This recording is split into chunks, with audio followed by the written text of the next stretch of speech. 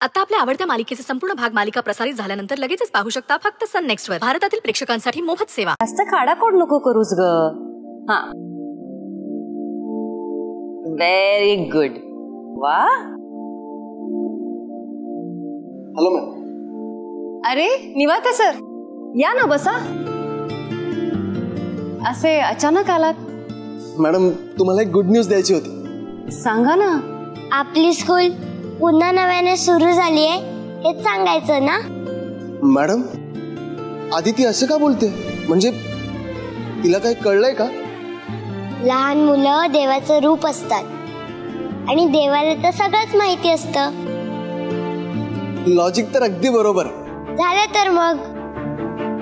Madam हीच good news तुम्हाला द्यायची होती. असं समजा चमत्कारच झालाय. म्हणजे आपली शाळा पुन्हा एकदा नव्याने आधीसारखी सुरळीतपणे सुरू होते. वा, खूप चांगली बातमी आहे ही. मुलं परत येतील, पण शाळा सोडून गेलेल्या शिक्षकांचं काय? ते सुद्धा परत आलेत. माफी मागून, माफीनामा देऊन पुन्हा जॉईन झालेत. मुलांच्या बाबतीत म्हणाल तर ज्या मुलांना शाळेत यायचं नव्हतं ते सुद्धा परत यायचं म्हणतात असं त्यांच्या पालकांनीच कळवलंय. खरंच मॅडम, आपल्या शाळेच्या बाबतीत सगळं काही बदललेलं असताना अचानक असं काही घडेल असं खरंच मला वाटलं नव्हतं. मलाही नव्हतं वाटलं.